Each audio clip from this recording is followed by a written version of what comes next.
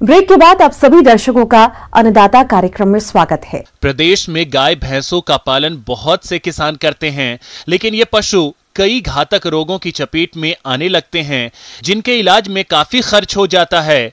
अगर किसान समय पर अपने पशुओं का टीकाकरण करवा लें तो वे अपने पशुओं को इन रोगों से बचा सकते हैं। तो किस प्रकार से कराएं पशुओं का टीकाकरण, इस बारे में जानकारी दे रहे हैं पशु वैज्ञानिक डॉक्टर प्रवीण कुमार।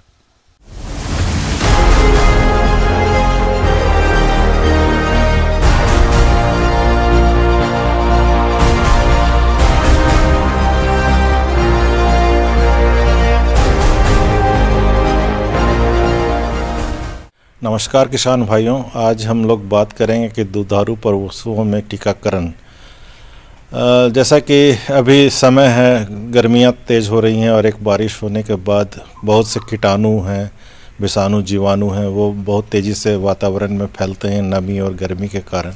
तो हम किसान भाइयों को अपने दुधारू पशुओं को बचाने के लिए टीकाकरण करने की आवश्यकता होती है और अभी ही उचित समय है। अभी अगर आप कर लेते हैं तो बहुत फ़ायदा रहता है, बीमारी नहीं होगी और बीमारी नहीं होने से उनके उपचार के जो खर्च हैं उनको से कम किया जा सकता है और प्रोडक्शन जो उत्पादन है उसको भी बिना कोई प्रभाव के उत्पादन को हम लोग बरकरार रख सकते हैं। तो सबसे पहले हम लोग बात करते हैं, इस समय गलघोटू की बीमारी काफ़ी होती है। गलघोटू एक तरह का निमोनिया है और उसमें पूरे लंग्स ख़राब हो जाता है। किसान भाई अक्सर ये देखते हैं कि उनके मवेशी जो हैं वो चर कर बढ़िया से आते हैं, शाम को सुबह में गला फूला हुआ रहता है और घों घों की आवाज़, नाक से पानी आना शुरू हो जाता है और उसके बाद वो मृत्यु दर बढ़ जाती है। वो उपचार करने का समय उनको नहीं मिल पाता है और तुरंत अचानक मृत्यु दर बढ़ जाती है। तो किसान भाइयों, वैसे तो ये रोग गाय और भैंस दोनों में होता है, परंतु ये रोग गाय में अधिक पाया जाता है। ये एक खतरनाक बीमारी है। इससे बचने के लिए पशु का उपचार शीघ्र करना चाहिए, क्योंकि इस बीमारी में जीवाणुओं द्वारा जहर शरीर में पूरी तरह फैल जाने से पशु की मृत्यु हो जाती है। और आप कैसे करें इसका उपचार, आइए जानते हैं। इस बीमारी से बचाने के लिए गलघोटू की टीका बाजार में उपलब्ध है या सरकार के द्वारा भी कराया जा रहा है।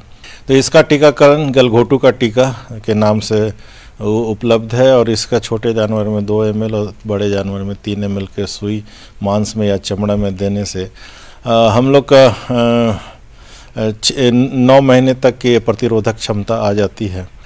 इस जो हम लोग का अभी समय है, उस समय में इससे रोग से प्रतिरोधक क्षमता आ जाएगी और वो हम लोग उस रोग से किसान भाई उसको बचा सकते हैं। दूसरा एक बीमारी आता है लंगड़ी बुखार। लंगड़ी बुखार ज़्यादातर ये बैल में या भैंस के प्रजाति जिससे हम लोग के खेतों को जोतने का काम करते हैं, तो उसमें बहुत ज़्यादा होता है और वो मांस जहाँ पर ज़्यादा होता है वहाँ पर वो कीटाणु ज़्यादा बहुत तेज़ी से फैलता है और वो जो हमारे पुट्ठा के भाग हैं वो वहाँ पर बहुत तेज़ी से फैलता है और बहुत बड़ा घाव कर देता है। एनारोबिक बैक्टीरिया बढ़ती है और वो घाव जो है वो सियाटिक नर्व को दाबता है, जिससे कारण वो चलने में उसको बहुत परेशानी होती है। तो किसान भाई अगर खेती के समय में, ये बरसात के समय में बहुत ज़्यादा होता है खेती के समय में, तो किसान भाई अगर इस बीमारी हो गई तो वो पशु से फिर अपने खेतों में काम नहीं ले पाते हैं। इसलिए अभी उचित समय है कि उसका हम लोग टीकाकरण करा सकें। तो इसका लंगड़ी बुखार कहते हैं। लंगड़ी बुखार का टीके के नाम से उसका टीका उपलब्ध है और उसका हम लोग टीकाकरण कर सकते हैं। अभी ही समय है, उचित समय अभी है जब हम लोग उसका टीकाकरण करें और 15-20 दिन में प्रतिरोधक क्षमता आ जाएगी और जो तो उसका 9 महीने तक उसके प्रतिरोधक क्षमता रहती है।